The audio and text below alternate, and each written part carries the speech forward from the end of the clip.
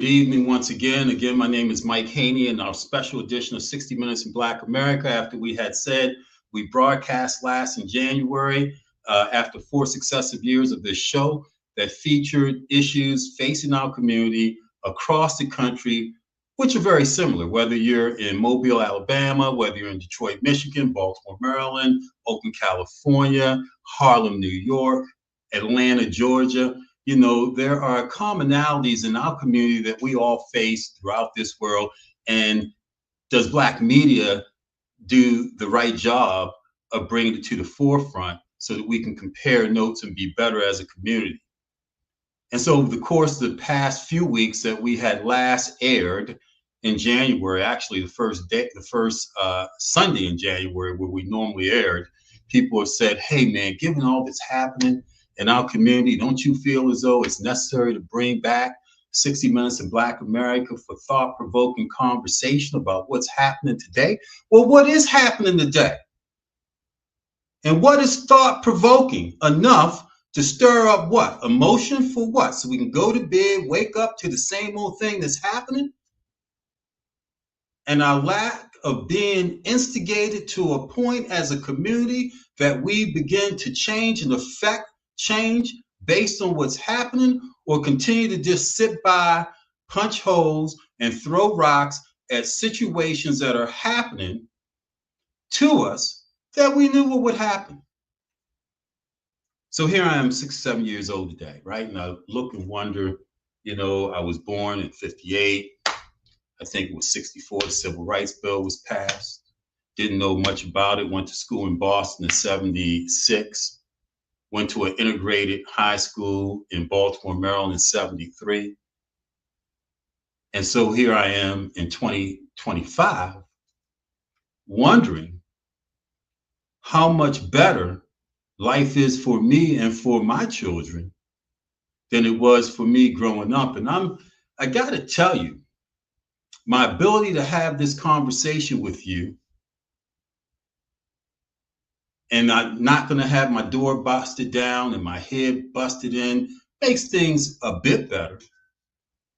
But when it comes to economic viability and education of my people, to history and heritage, we have actually, in my estimation, gone backwards. But that's something that would be predicted to me, my thoughts, my comments, based on what happened in 1954, which I talk about emphatically all the time. So what happened in 1954? Brown versus Board of Education, where we fought for and asked for what? We asked for equality across the board educationally. Even though we had thriving Black Wall Streets throughout our communities, we had educational apparatus that ensured that we taught each other about each other, and 1+1 was 2. And now we see the disintegration of education systems across urban America and Black communities, where we've got children graduating, be it in Alabama, New York, Baltimore, Oakland, California, and can't read at the 6th grade level. How did we get to this point? Less education systems in higher education than we did back then, when we had more HBCUs in the 30s, 40s, and 50s than we have now, because we asked for something, got something, not understanding the unintended consequence of a decimated economy and communities of Black people, a decimated education system where we have seen less educators, because back then HBCUs did what? HBCUs were schools that created educators. You had Miners Teachers College and University in Washington, D.C. You had Coppin State Teachers Colleges. You had a myriad of colleges which were Black in the 30s, 40s, and 50s that were HBCUs that were founded for the purposes of creating educators to ensure that we had teachers in our community that lived in the community. And all that kind of went away to a point of where we are today, in a situation that we feel is so egregious And we are in so dismay as a community, and we've always talked about the economic lack of economy in the Black community. We've talked about the fact that the Black dollar lasts 6 hours in the Black community, but lasts 18 days in the Asian community, 15 days in the white community or the Jewish community, 12 days. So we're talking days. And why is that so? Why is that so? As we sit around today in 2025, wondering Elon Musk, Donald Trump, why are you doing what you're doing? Why you hurt me? Instead of knowing that this was happening, figuring out a solution or an agenda for Black people, depending on politicians of color to bail us out, who really, when you look at it, particularly in most of the urban environments, have no power because we don't own the banks. We usually don't own the landmass in these urban environments. So the real power is those that do and those that buy them, and they do what it is that they're told. Separate but equal. Separate but equal is separate but equal a doctrine that we need to look at and embrace. But are we too busy infighting, creating Black parties, white parties, galas, BET awards, etc., all the glimmer and glamour? And then when you look at behind the scenes, who's paying for it? Oh my God, it isn't even our money. Unless you look at Tyler Perry, but that comes from somewhere too. Oprah, it comes from somewhere too. And they're not going to go but so far in publicizing and bringing Black people together through Black media, if that's Black media, so that we can have some serious conversations. And so I hope today in bringing in our guests, we've got Seymour Chambers, I mentioned, who I respect highly as a historian. Bob Dashiell, who has varying opinions from a legal and what I call active perspective. He believes that we should have a third party instead of dealing with this Democratic Republican thing, because we saw recently through Chuck Schumer, he's no friend of ours. There's not much different than him and Donald Trump for real, because they both go to the same country club. They just sit on opposite sides of the table in terms of deciding how the money is split down the middle. And who's willing to give a philanthropic 10% more to Black people, as they did throwing pig ears and pigtails to us as a treat. There's no different. And we continue to fool ourselves into believing that's the case and fail to realize that the real solution and answer to the issues that we face today, as in early today, lie within our ability to collaborate and collectively come together, because we have all we need. What we don't have is a brazen leader like a Martin Luther King or Malcolm X or Prince Hall that's willing to stand for something and die for that same thing, for the cause of our people. I was in Selma, Alabama, and I'll bring our guests in a bit. I know they're at the back chomping in the bits. And we also got Josh Evans, because I wanted a younger perspective as well. I was at Selma, Alabama a couple of weeks ago for the 60th anniversary of the March Across the Bridge for voting rights in Alabama that Martin Luther King headed the second time, because the first time the police down there beat us back and beat us to a point where the march wasn't completed. Then they came back a second time after Martin Luther King was convinced that this was what they needed to do. And as I walked across the bridge for the fifth time in 5 years, I said to myself, it's a whole different feeling, Mike, walking on March 9th of 2025 versus walking back then, knowing what was on the other side. Would you have the courage? Would you have the courage? Would you have the courage, not looking just at the Pettus Bridge, but looking at your own environment that you live in and come from now, to do what it takes to gain what it is that's necessary for your community? And I couldn't answer to the affirmative that I would, but I also realized today that the fight is different and the enemy is different. Because as I march across that proverbial bridge in my head, what I see now on the other side are people Black like me, on the other side, that are prohibiting our progress because of lack of collaborative effort, because everyone wants to be in charge, everyone wants to be top dog, everyone wants to outdo the other, and we have no common goal and no common point. You know, the interesting thing is, and cat in the back is back with me, helping me with this. And I see a bunch of you. I told them that you would find me.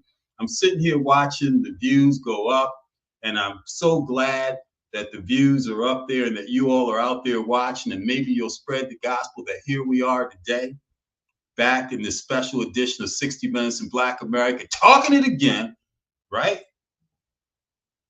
But I looked at that mirror of me on the other side of that bridge and realized that in 60 years, it hasn't changed in terms of the walk of the bridge, which I'll get to in a second, but that the enemy is within thyself. Of lack of Black people, Black communities doing what needs to be done in order to rectify the issue and cast blame away from what it is that we know is going to happen anyway. Is anything happening on March 20th of 2025 that you didn't expect on December 31st of 2024? It shouldn't be. Only our lack of preparation. Although one thing has happened is that white people who supported Donald Trump have gotten bitten and cast it. Hey, you turned the water hose on us. You were supposed to turn it on them. But see, Donald Trump fooled them all because it wasn't a race issue. He used that to perpetrate the fraud. It was an issue of enrichment, of rich versus poor. And from a percentage standpoint, there is far more in the number of poor white people or people of need or at the middle or lower middle class than there are Black people. So these are the ones that are up in arms. And if you out there are sitting down lazy, waiting for something to happen, that's what may happen, is that the poor white people, the people that are out of a job, or the tens of thousands of people are affected or being spooked, okay, by DOGE, the Department of Government Efficiency, or losing federal dollars in contract. When those white people are up in arms, man, they are going crazy. They're saying, why aren't you impeaching this man? They are saying it. So let them go ahead and fight that fight, but we got work to do. Play that tape of this town hall, which is going all over the place. Town halls, GOP town halls, Democratic town halls, going crazy with people upset at what's happening in this country like they didn't know. Please play that tape, and then we'll bring our guests in. The fact that Elon Musk is there, he will be able to raise questions, and because of his fame and financial success, I think all of a sudden he is going to be able to force Congress to look at things like aircraft carriers, which wouldn't happen otherwise. Okay. Now, we'll have time for a lot of questions. And I know we're going to get, unless we have very different people than we did in Fox Cities, Fox Crossing, unless we have very different people, we're going to get questions on Elon Musk. So, obviously, President Trump has issued a lot of executive orders. I think by and large, this is moving very quickly compared to other administrations, and I think across the board. He's done some very good things. I think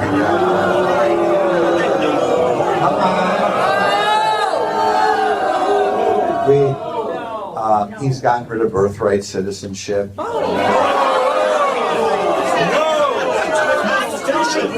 Illegal as hell. He's gone back to the stay in Mexico policy, which I think is one of the major reasons why we no longer have thousands and thousands of people crossing the southern border every day. He's getting rid of the DEI.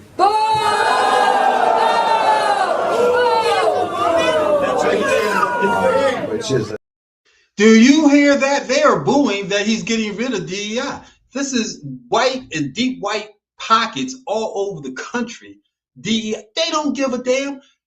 In Pennsylvania, they were hollering and calling it. This is Republicans in deep Pennsylvania just 2 days ago hollering, why did you get rid of Obamacare and not have something better? Because it was, who said it wasn't working? It was working. This is what they are saying. For whatever reason, politics rules the day. But as I said, our conversation tonight isn't on what's happening in terms of Doge, in terms of DEI, in terms of what's happening in Guantanamo Bay, the fact that Canada wants to be, or Canada is thought to be a 51st state, or Donald Trump wants to take back Panama and the Panama Canal, or the fact that him and Zelensky in Ukraine with Putin, that is not our problem as a community. That is not our problem and not our focus tonight. Our focus is on what is it that we do? How do we embrace? What does the future look like for us? So that every time we aren't bouncing up and down and fighting over the pig ears, pig feet, and pigtails that are thrown out to us. Aren't we tired of that? Hey, so I'd like to bring in Bob Dashiell. I'd like to bring in Josh Evans. I'd like to bring in Seymour Chambers to embrace this conversation. Hey, good to see you all. Seymour, how you doing? Josh, how you doing, man? I'm doing all right. How y'all doing? Hey, Josh, you got a mustache since we last saw you, man. You're the youngest guy on here. Hey, a little something. Might get a little. Hey, good, man. Well, listen, we're going to start off with you. And as you heard me say in my monologue, not monologue, monologue, and I could have gone on forever, but we may have to continue to do this again. Okay, let's talk about tonight proactiveness in the Black community and where the issues are. Let's not focus on Doge. Let's not focus on Ukraine. Let's not focus on Putin, because nothing's happening there to me that is happening that we shouldn't have expected. But what's going on in our community, Josh? Are you upset? What's happening in your community as a young person? What are you, a Gen X, Gen Z, Gen AA? What is it that you are described as at 22, 23 years old? What are you? I'm Gen Z, so. Okay, so you're a baby, man. Something like that. How's this playing out to you, man? How is this playing out to you? And do you care? And is it affecting you? For me personally, like, basically since I've been keeping up with really the politics for like the past, before the election, like 2 years before the election, I'm not surprised at any of this. None of this shocks me. He's doing exactly what he said he was going to do. I don't know why. And so what are people around you doing? What are you doing as a result of knowing that he was going to do this? Did you just say business as usual? Do you go by black? Or do you just avoid Washington, D.C. and go around it? What is it that you do as a black man to counter effect what you knew was going to happen 2 years ago? So I've been basically with this group, this newspaper, the Black Community News Network. It's a news network where we basically all like try to collaborate, get together, and try to organize, try to keep, Black ideas within a Black circle. So that's something that I've been doing as of recently, and basically just we've been collaborating ideas. We've been sharing, health tips. We've been sharing just designs, like, oh, someone needs a design. I'm like, oh, okay, I do graphic design, so I do a design for someone and things like that. Something that is interesting to think about is when you look at like other communities, like the Jewish community, the Asian community, they all stay together. Something that I've noticed even at my job, my bosses, they're Indian. Guess what? All their Indian family and all that. Guess what?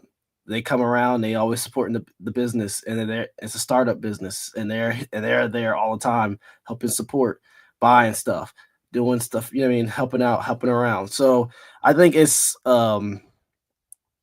sadly, I think part of it's also just the capitalist nature of it's kill or be killed. And so, wow, that's powerful, man. That's powerful. We're going to come back to you for a second. Yeah. We're going to come back to you, but hold that spot, because I have a question for you as a young person in terms of your perspective of Black leadership. Seymour Chambers, good to have you, man. Respect you highly and your knowledge and how you see things and view history compared to where we are now. What do you see happening in the Black community relative to what's going on in the wider sense of the world? Are we retreating? Are we proactive? What are you seeing that we're doing? Well, thanks for the invitation for having me this evening. That's an interesting question. And, leading up to this conversation, a quote keeps coming to mind. I forget who the author is, but it says, "You cannot conquer the demons you enjoy playing with." And in that sense, we as a community have gotten comfortable playing with a demon.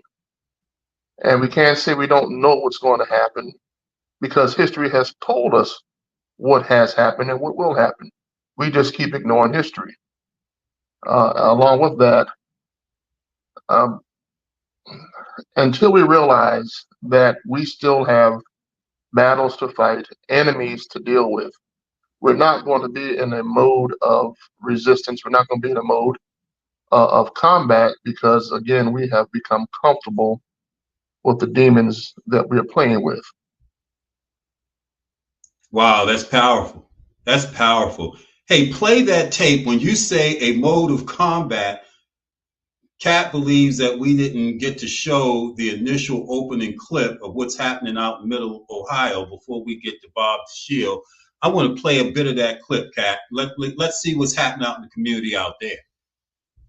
These aren't police officers or soldiers. We're business owners, we're fathers, we're sons, daughters. These are civilians, members of the Lincoln Heights Safety and Watch Program. It's a duty. Okay, let's go. The duty, protecting their neighborhood, the majority Black village of Lincoln Heights, Ohio. After neo-Nazis held a rally here last month, carrying rifles, waving swastikas, and hurling racial slurs, just moments before children were let out of school. At the time, law enforcement officials said the neo-Nazis did not break any laws, but an investigation by county prosecutors is ongoing. Weeks later, the KKK came with these flyers. First African-American community above the Mason-Dixon line of staff. Safety and Watch Group spokesperson Durrance Daniels says the police did not do enough, which was more chilling because the town was founded in the 1920s as a safe haven for Black residents. Lincoln Heights is our home. If somebody broke into your home, you call the police, and the police says, if they do it again, we haven't broken any law, so we're just going to allow them to break into your home again. What would you do? Are you worried at all that having a potentially armed response could just create more friction, create more danger? I'll answer that by saying I've never felt safer as a Black man in my community than I have right now. Wow, that's powerful. So, Bob, I got a question to you, and welcome back, Bob. It's good to be back on 60 Minutes with you. You were a frequent commentator for us. When you look at that, he's never felt safer in his community. We're talking 2025 of what you just seen. We're not talking 1960 and 1930 when we knew they were beaten in heads. We're talking yesterday. Is separate but equal, Bob, more than a doctrine, but an opportunity to put on agenda for Black people to discern now? Separate but equal, separate states, separate economies, contributing to the greater good of the country for security reasons, etc. Does separate but equal become an opportunity for us to look at, sit down, and examine? Separate but equal is a fiction. It's as much of a fiction as integration is, because it's a fiction because it directs us. It misdirects us as to what the real issue is. Our problem, at least in my opinion, our problem in our community is a complete lack of leadership. And we have to understand that a public official and a leader are not the same. They can be, but they're not necessarily the same. Our problem is we think we know too much. And what we think we know is what we've been taught, and how we've been taught to think. And the reality of it is what Harriet Tubman said many years ago is true today. We can't be free because we still don't even realize, too many don't realize that we're still slaves. That's a problem. We still, every conversation about what is right for Black folk somehow sneaks the word "what we can't do" dominates the discussion. Well, every discussion talks about what we can't do. What can't we do? What you can't do is win with that attitude. Freedom is not an event that occurs and you put it on the shelf. It's something that you have to forever be vigilant of. And what we've been taught from the very beginning. That's why I say what we think we know, we don't know. We accept that which we've been taught. And as long as we do that, we can never really be free. For example, a week or two ago, or maybe it wasn't that long, some of our leaders, so people who say they're leaders and people who are projected as leaders, said we're going to have this day where we're going to withhold purchasing from, I think it was Target or Costco's, one of them. I don't know which one it was. Maybe it was that. But see, that is the slave way of thinking. We're going to hold something from the master. That assumes that it was the master's in the first place. That's the problem. The correct message for that day, and in fact for every day, is that we ought to support the Black businesses. We don't make Black businesses grow by withholding the money from white folks, because sooner or later, if that's the way you're going to do, they're going to get it. If not today, it'll be tomorrow. If not next week, it'll be the week after. They know it's coming back,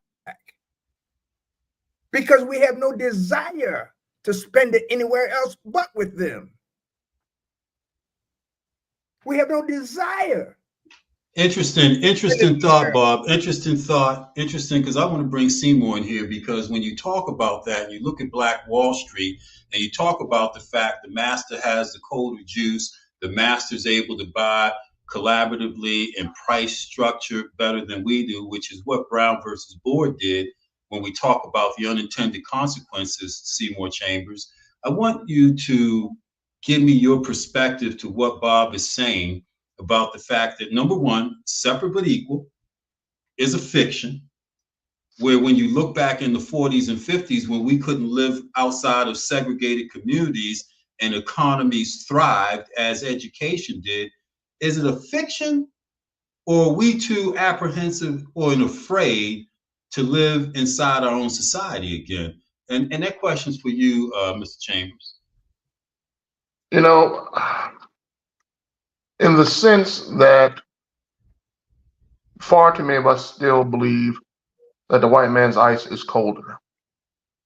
And you mentioned Black Wall Street. There were several Black Wall Streets in several parts of the nation, but we mainly know about what happened in Greenwood District in Tulsa, Oklahoma, after it was decimated in 1921. Well, we know that after a couple of years, the community gathered themselves and rebuilt the district and rebuilt Black Wall Street. What killed Black Wall Street was so-called integration. Correct. When Black folks said, well, we don't have to support our own. We can go outside the community. And as Brother mentioned earlier, it was a farce, because it was not to integrate the people, it was to stifle away Black dollars. When you look at the Civil Rights Act of '64 and how it was able to pass as, being something constitutional, they drew upon the interstate commerce clause within the Constitution that says that you cannot disrupt the free flow of commerce amongst the states, and that segregation interrupted that flow of money pretty much out of the Black community into the hands of the dominant society. So we fell for the okie doke and thought that, we would get a better deal. No, we never did, and we won't under these circumstances, because we have given up our opportunity to create our own industry and isolate ourselves as much as we can by creating our communities. We don't have a community, we have neighborhoods. Communities, you own the banks, you own the institutions, the hospitals, the educational institutions. All we have right now are churches, hair and nail operations, and barbershops.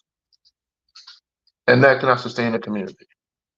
Wow, that's powerful, sir. That is very powerful. So when we talk about, because, hey, you're watching 60 Minutes in Black America, special edition.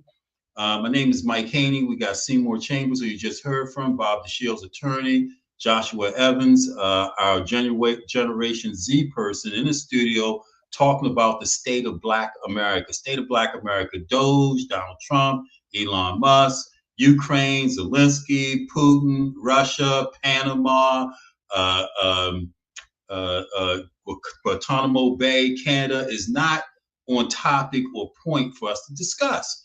But where we hope to have and gain at the end of this conversation tonight is at least one or two actionable plans for us as a community, as we possibly should have formulated in some sort of symposium with the myriad of Black organizations that we had and the leaders thereof, be it Masonic, be it Divine Nine, be it NAACP, Rainbow Coalition, maybe a politician or two from the Black Congressional Congress, convening to decide what community looks like. You just heard Seymour Chambers talk about the fact that since desegregation, the Black community has been disintegrated, whereas before we had to have economies and communities, then economies of scale, because whites were able to buy and leverage goods and services and underprice us, right? That's the real deal, is that they saw the opportunity to come into our Black communities and scave away dollars from us.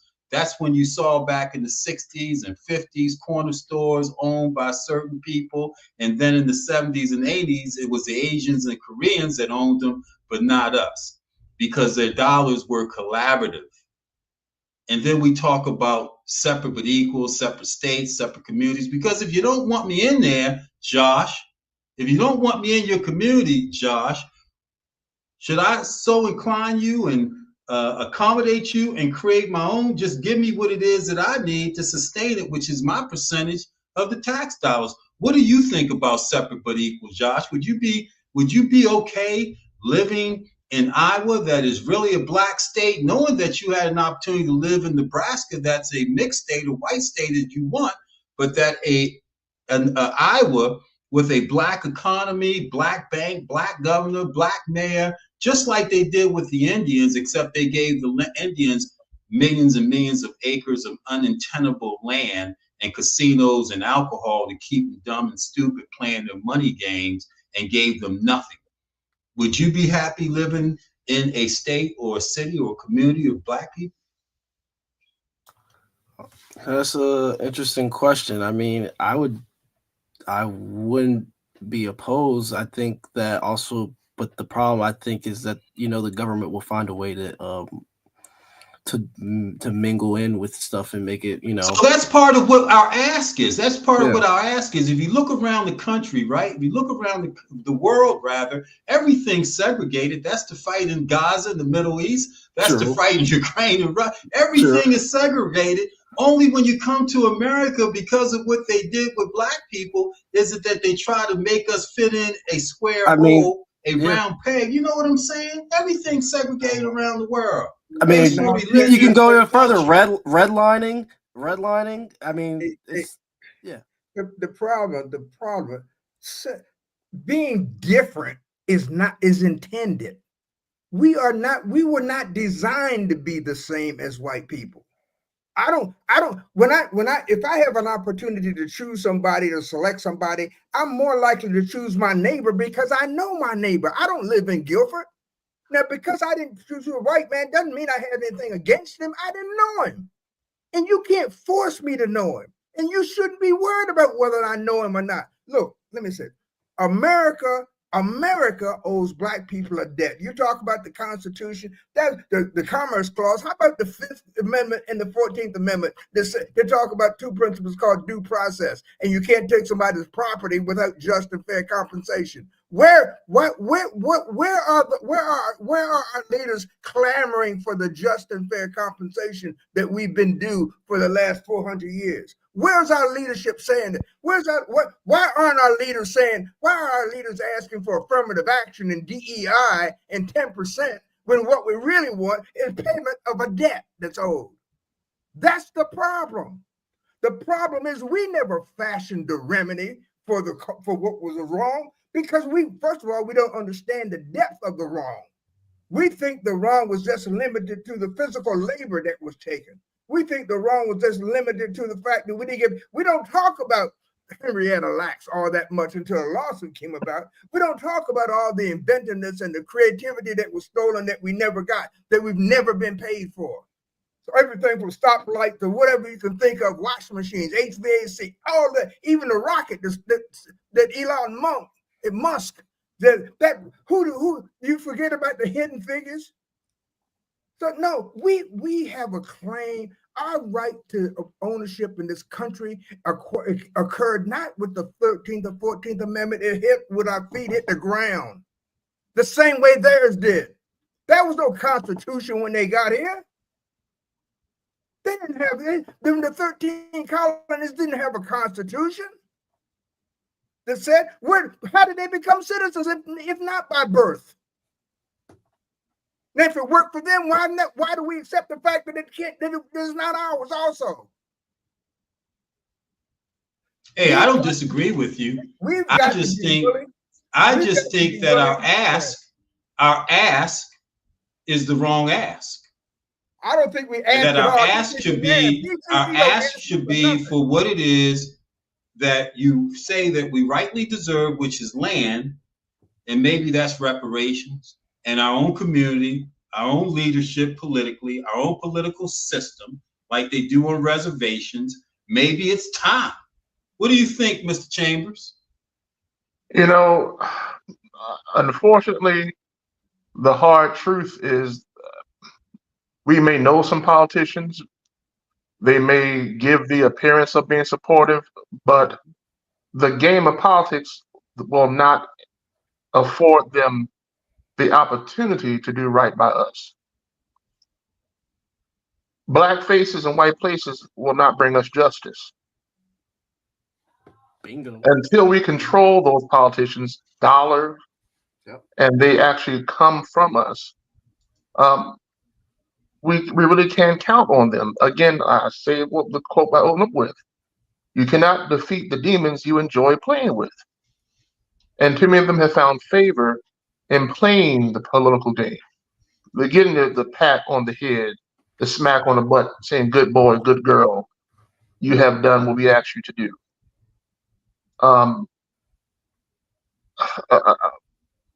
Unfortunately, we have done a poor job within our community of educating the younger generations of their obligation to the cause. And when we talk about reparations, though we know we are due reparations, without a doubt, do we currently have the infrastructure or the mentality to accept them if they were to be given? What would we do with them? If it was going to be an economic response, do we have the infrastructure to keep those dollars in our community, like you brought up at the beginning of this segment? The black dollar only circulates in the black community for what, a couple of hours. And we have to look at building infrastructure, building community, building our own institutions with the monies that we do have, because we do have money. If we didn't have money, we wouldn't have the liquor store in the black community. We wouldn't have the corner store in the black community owned by persons who are not from our community. Come in, They leech off of us, take our resources and dollars out of the community because we do have it. We just have to focus on it. We have to focus on those resources we do have and organize. Like Malcolm said, we're not outnumbered, we're out organized. And organize. So to that point, if I can interject, Seymour, and this is a question for the rest of the panelists to think about. You talk about organize what? Organize our leaders in all those factions or organizations I had mentioned earlier, all the fraternities, NAACP. You know, why are we not having symposiums and organizational meetings to vet a systemic process to have economic, educational viability? Unless it's happening and I don't know about it. Or is every man for himself? We have laboriously avoided the truth. We have laboriously avoided the truth. Even those who know it laboriously avoid it because of fear. Because of fear. Every conversation I said starts with what we can't do. I should have said every conversation starts with what white folk ain't gonna give us, what they're not gonna do for us, what they're not gonna let us do. You can't listen. You can't be free, and you can't play the game, as Zelensky said. This is not a game. We can't do. You not only can't win playing with the demons, you can't win playing the game the way the demons played it. We can't do what white people do because we shouldn't do it. It was wrong for them to do it, and it's just as wrong if we followed it in their paths. But our problem is there a anomaly? Is there a correlation between? You covet and mimic what you see because you believe that that's the way things are supposed to be. And you become comfortable in the thought that you understand but think you got to. This is uncomfortable what I'm talking about. You can't find comfort in this. And see, you know, the conversation keeps turning back to an integration that doesn't work and doesn't fit. It's like oil and water, and it just baffles me. And as you said, your perspective is that separate but equal is fiction, right? Is there a correlation between South Africa and what Nelson Mandela did with the people there and how he was the people's president? And maybe it was because the population was Black populace a point, and so it was the majority in that aspect? Or was it the way that he organized and the way that he rallied people, and the way that he developed the economy there? Is there a correlation between how we need to act now in America, looking at the state of Black America? Forget white America, because that's what we're. So let's be honest about what we're talking about. We're talking about two Americas. We're talking about white America and Black America. And how does Black America look in order for it to have any modicum of success? Josh, I want you to answer it first.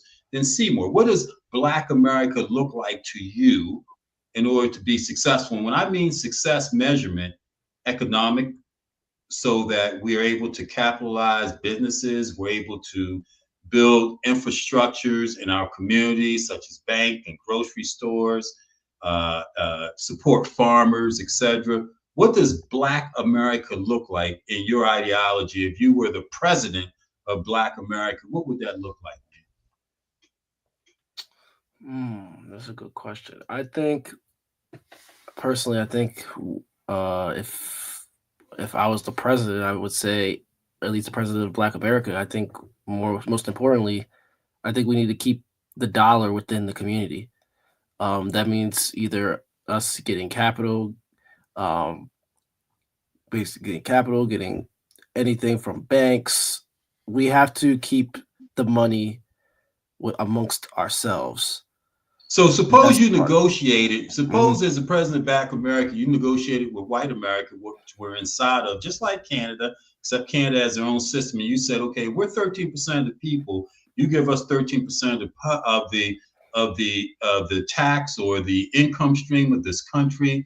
And we have our own GOP or our own gross national product, OGNP, right? We create our own economy. We'll take a percentage of the debt.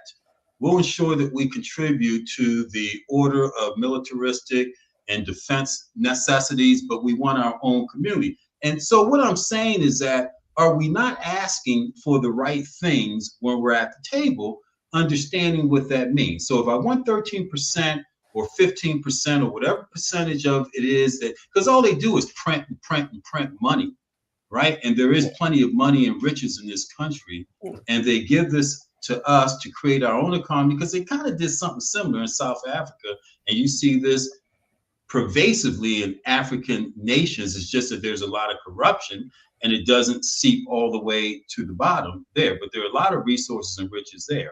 So are we not asking for the right thing, or are we going to continue to stay on this treadmill? So Seymour, what gets us off of this treadmill that we're on now? Are we going to be talking about the same crap in 4 years, in 8 years, in 12 years that we've been talking about since 1964?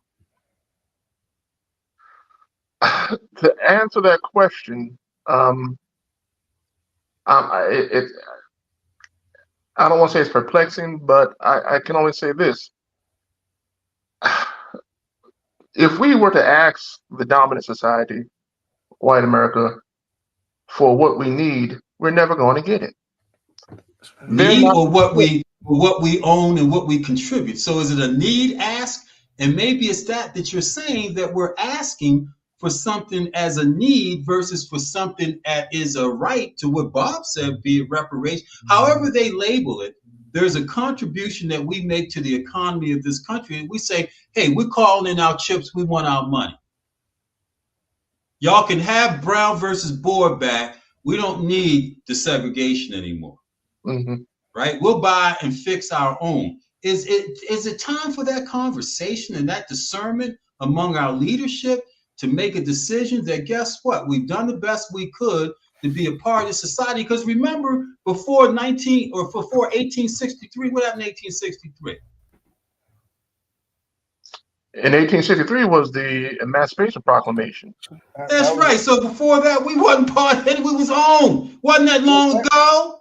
That was the first big lie to black folks. But what I'm saying though is that for me to ask to be removed from what it was that I was removed from anyway, didn't have a voice or a home anyway. Now I'm saying, well, now we contribute something. Give me my part of what I contribute. Let me go to what it is that I have, which is my land, and let's negotiate that. Let's negotiate that. Let's look at like the rest of the world does when it comes to, okay, so we're talking about a two-state solution. So we're talking about a two-state solution over 3,000 miles away. Is that a conversation now? A two-state solution? What do you think? I know y'all ain't quiet. No, I thought you were talking to Seymour. I thought you had. Yeah. Oh, that's a question for the audience too. That's a question for us to walk away and think about. We're at a point of not only talking about a two-state solution for Israel and the Palestinians. Well, we talked about a two-state solution for the blacks and the whites or others in this country as well. Is that the point of the conversation? We got to remember What, that because you get your money from the white man. You afraid to leave? What do you mean? No. We got to understand that that the life is a motion picture. It's not a series of still shots. We have a role to play in our freedom, but our freedom is inextricably tied to our ability to free other people. Because the real battle is not really about black and white. It is about green. It is about control of the natural resources. It is about control of the land. It is about, because as quiet as it's kept, the white kids in Baltimore City public school system are just as dumb as the black kids. All right? As quiet as it's kept, there's far more white poor people than there are black poor people. As quiet as it's kept. And they keep it quiet. They keep it quiet because they don't want that. That's the coalition that gets people killed when they start talking about that. That's the coalition. Talking about what? Get coalition that gets people killed when they start talking about what? Talking about bringing poor people together regardless of color. That's the coalition that got Mhm. Martin killed. That's the Fred coalition that Hampton. got Malcolm killed. That's the coalition that got Fred Hampton killed. That's the coalition that gets people killed, because that's where the power is. The power is in the numbers, and that's where the majority of the numbers are. Our job is. So we've come full circle. Let me finish. We know we are the chosen ones to lead the world from this, because we know how to make do. See, white people's reaction to Trump will be to slit their wrists.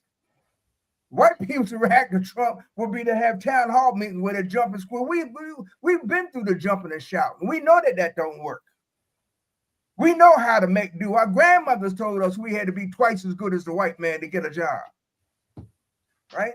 So we've come full circle. We've come full. No, hear me out. Yeah, You've come full circle answering your question when you said initially that we have a failure of leadership. We don't have leaders, right? Right. That's what you said. And now you're pointing out you're saying the fact that, if our leaders aren't willing to die, are you willing to die? To bring black people together, or are you satisfied with where you are? Right? No, hear me out. Hear out the question that I'm asking you about. Is your belly full enough that you don't really give a damn? And that's what you see permeate throughout people of certain stature. Not saying that you are a certain stature, but you're kind of, if you're looking at poor people see you're of a stature of people that, maybe you ain't trying to pull them together, are you? I'm not. Everybody has fears, and I'm not going to. And everybody has a fear of loss, but you can't allow your fears to. Well, what you got to lose? You just asked me if I was afraid to die, right? I didn't say that. I didn't say it like that.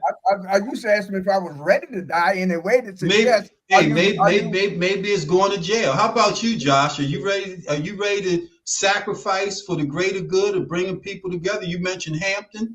We mentioned Evers. We mentioned King, Malcolm X. We don't have leaders like that today because nobody wants to sacrifice.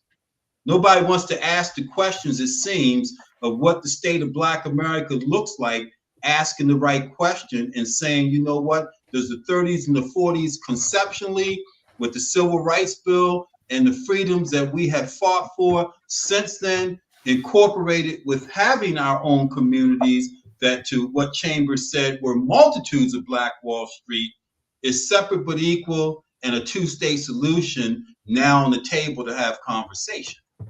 And so, hey, we're close to the end of this hour, man. Good conversation. So what I'd like to do is give each of you a couple minutes to, just share a final perspective of the state of Black America from your perspective and where you think and hope that tomorrow morning we begin to go. Chambers, why don't you go first, man? The issues that we are facing as a people, they didn't occur overnight. So we're going to have a process in which to address them, whether it be investing in more homeschooling than sending our children to public schools where they are not educated, they are indoctrinated, whether it be identifying and accepting a religious philosophy that is about liberation. Because if our religions aren't putting us in position for liberation here on earth, it's not going to help us here in the hereafter. And when we look at the future of Black America, we have to make hard decisions. We have to come to truth and identify what our problems are, who our enemy is, and break cycles of Stockholm syndrome that we have passed down from generation to generation. And in doing that, we can begin to break those shackles off of our minds. We don't have the physical shackles. We still have the mental slavery that we are suffering with, that we just have not found a way to loose ourselves from. And we can't do it in a public setting because we know that our liberation cannot be a show. It has to be something that is done clandestinely as most liberation fights have been. And when we come to that conclusion and realize that there is still a struggle out there to be met, we can begin to dismantle those mental shackles. And hopefully, if you free your mind, your ass will follow.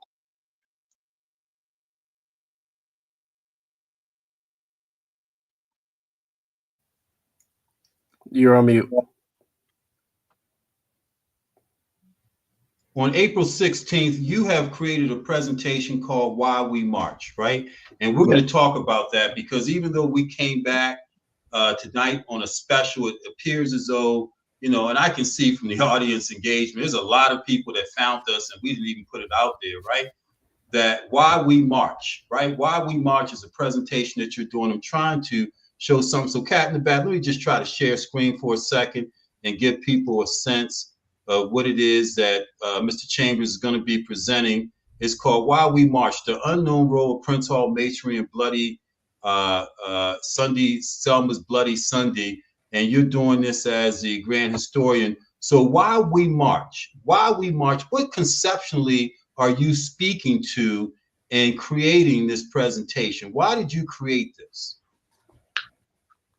Well, one, to highlight for those who attended the 60th anniversary of Bloody Sunday what exactly it was about. Not just obtaining voting rights and civil rights, but because of the loss of life that was associated with obtaining those rights. As we go through our history, none of the rights, and I call them privileges, that we have come just because of the good graces of the dominant society. Every single right, privilege that we have come at the hands of our family members being slaughtered or killed. You know, we talk about the 54 Brown v. Board decision. Well, what happened a year after that in retaliation to the striking down of segregation? Emmett Till was killed. And then after you have, you know, the March on Washington in 63 in August, what happened in September in Birmingham, Alabama? The 16th Street Baptist Church was killed. Well, 4 young ladies, young girls were blown to bits. So those rights that we have come at the cost and expense of our bloodshed. So this presentation is to highlight that information and also to let us know what we still have to do and where we still must go. And lastly, it also shares the role that Prince Hall Masonry has played in that struggle. We talk about different organizations, the NAACP, the Urban League, the Divine Nine. Well, Prince Hall Masonry has been at the helm of this fight since 1775, before this country became a nation and declaring its independence. So it's a reminder to us as Prince Hall Masons that we have a role in the struggle that we cannot retreat from, that we cannot shy away from. We must engage and re-engage ourselves in this fight if we are to see our people achieve a better day. And our role in that struggle cannot be weakened because we have seen a seat of accountability by status, because at any time it can be taken away, as is evidenced by what's going on in the country right now. Amen. Amen. You know, Seymour, it's been great having you. I hope you come back because it looks like we're going to do this again before the 16th of April so we can talk and unpack a bit of what you said in terms of the onus of leadership and organizations and where we have to be accountable to the greater good of society. And I really want to talk about that. But Bob, why don't you give us a sense of Black America tomorrow, what it looks like, what we have to do. Forget what's happening out there with the noise, but as a community of Black people, what do we have to do tomorrow in order to gain better footing educationally, economically, to keep sustainability and viability alive? What do we have to do? What's our action plan tomorrow? The most important thing is we have to regain control over the education and, yes, the indoctrination of our children. We have to teach our children that we are a chosen generation, a royal priesthood, a holy nation, that we are a peculiar people. carved out of darkness and brought into the light. We have to teach our children. We have to teach our children to be what we want them to be as adults. We have to raise them up to be the leaders that we don't have today. And we have to disabuse ourselves of the notion that because we don't have the answers today or may not have them tomorrow, that therefore there is no good answer out there for us. We have to be able to get in line and say and stay in line and recognize that the door is not wide enough for everybody to get through, and it's not intended to be that way, but it's intended for one to hold the door for the one behind, so that eventually everybody will make it across. We have to teach our children to have faith, and we have to live in a way that our children see our faith in them. We have to teach our children to believe in their own freedom, God-given freedom, because what's at issue today isn't civil rights, it's human rights. What's at issue today is our right to survive. What Musk and Trump are intending to do is have us disappear completely. Nobody will even talk about blackness anymore. We'll be seen, but we'll be invisible at the same time. We have to teach our children that that is the world that they may have to confront. And it's okay. It's okay if they have to confront it, because we dodged it in the name of civil rights. We dodged it in the name of affirmative action. We kicked the can down the road so we could hurry up and get to Ruth Chris and McCormick and Smith and forget about Sampsons and Sessions. That's what we have to do. And that's not going to happen overnight. Josh, what do we got to do, my man? You know, particularly, you know, are you the one that Bob's talking about, educating and giving a humanistic feel and approach when, you know, in my estimation, and we'll unpack that next time, we got to question the adults that are teaching you, because we have a society of selfish people, in my estimation, that, to what Bob says, not willing to sacrifice and die for a belief, even after seeing Evans, Medgar Evans, Malcolm, Martin die for a belief and sacrifice for us. We don't have that type of leadership. So where do you get your juice from? I know your mama is a phenomenal mentor, man, as well as others that you have in your life. What does it look like for you tomorrow? What do we have to do, man? What are you going to continue to do? Honestly, education is just like the most important thing. If you don't know about your history, you're doomed to repeat it. It has to start from education, because if you look at it, the people that are fooled are always the ones that are uneducated.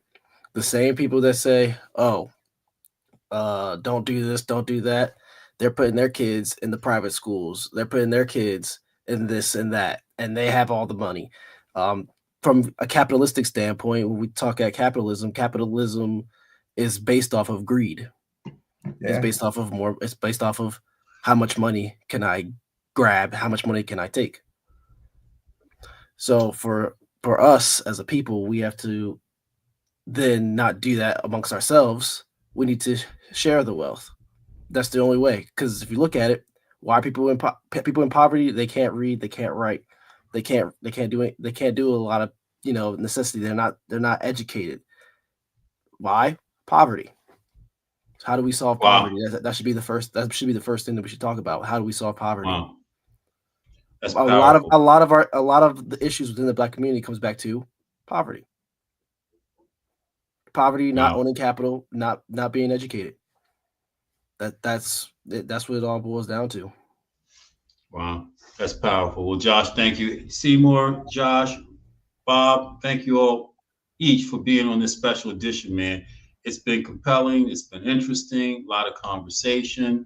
And I hope you all come back when we invite you back to kind of unpack some of the things that happened. I'm sure we'll get some reaction and some comments to what you said. Cat in the Bat, thank you very much. So thank you all as we close out the show. Hey, you're watching an edition of 60 Minutes of Black America. My name is Mike Haney, a special edition tonight. Why did we do it tonight? I don't know, but I knew that I felt compelled to look at the issues that face our community that we can own, right? In spite of all the noise going around, Josh had something there, as Bob had something there, as Seymour had something there.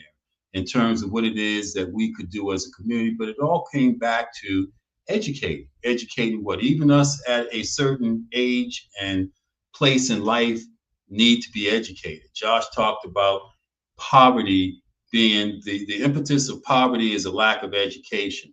Well, we know at certain points in our history of this country, as we mentioned in 1863, which really, when you look at it, being freed was not that long ago, right? We had come a long way to a certain point.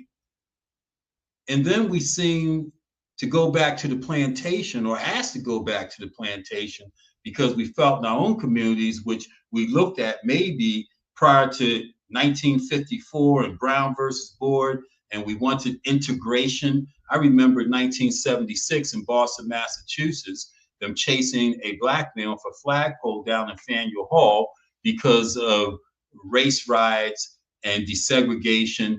So we went from plantation into our own community, then asked to go back proverbially to a plantation, meaning back into the white person's community after they said, well, no, we don't want you in our community. You can have your own.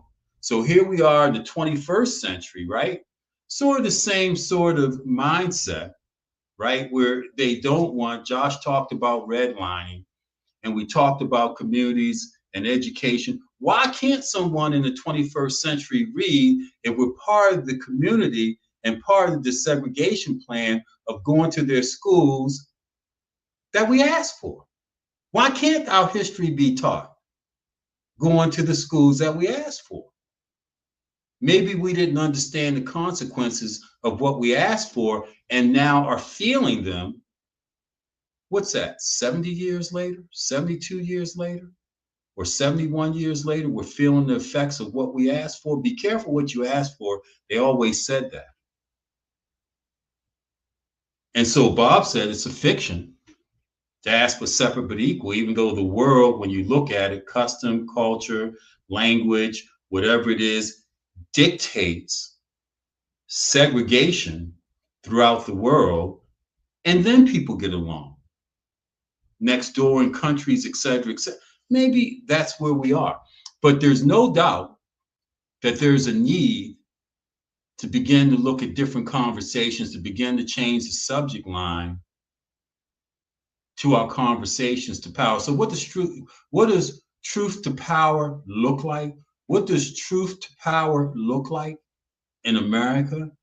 Maybe the truth of the matter is that, hey, we surrender, we give up. We don't want to live in your communities. We don't want to live there, whatever. So we surrender. Let's look at another way to do this thing with the option of those that choose, i.e. Tim Scott, i.e.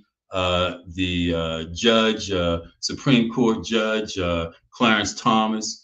Hey, if they fit the mold, what it is you're looking for, let them do what it is they do. Let them go where it is they go. We're fine with that. But set aside a piece for us, a bit different than what you did to the Indians when you came over and took their land and gave them 37 million. Do you know the Indians have about 37 million acres of land? And most of it is untenable. You can't plant, you can't grow, you can't live. They were sold a bill of goods, a bad bill of goods, but they do have their own justice system, their own court system. So if you did it for them, coming over here to satisfy them, what are you going to do for us? So when we talk about reparations, and Bob's definition of reparations, is it cold hard cash? Or is it a different sort of freedom?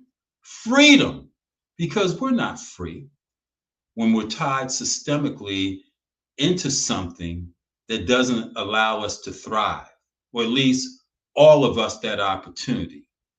Land of the free, home of the brave. Only brave when you're willing to die for something, as we mentioned, Martin, Malcolm, Till, Evers, Hampton, willing to die for something. So brave in that sense, but free until we're free economically.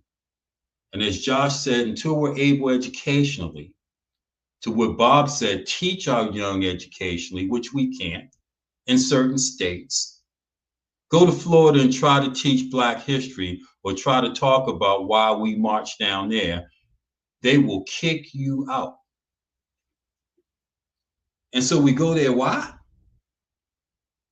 versus going where we know that we can go as we could go before 1954 and teach what we wanted because we were teaching ourselves.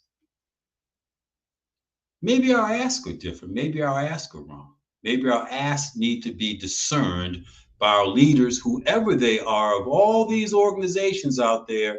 Maybe they need a 2 or 3 day summit and retreat to come running down the mountains with an agenda for Black people that finally works and looks like we create that third party Bob talked about. Maybe that third party looks like a third political apparatus where we have our own president, i.e. Nelson Mandela, our own political party, ANC, for our own economy, which is why Elon Musk and Donald Trump are complaining about South Africa. Is that an oxymoron or moron or what? What they're saying about the apathy and what's happening to the people in South Africa. Did you hear that?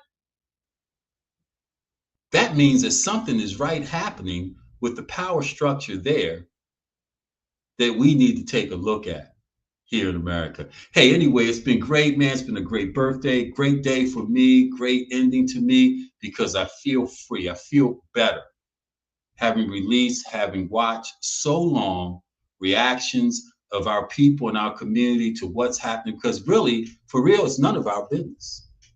What's happening is none of our business. Our business that we can handle and what we can do about has nothing to do with what's happening, particularly since we knew that was going to happen.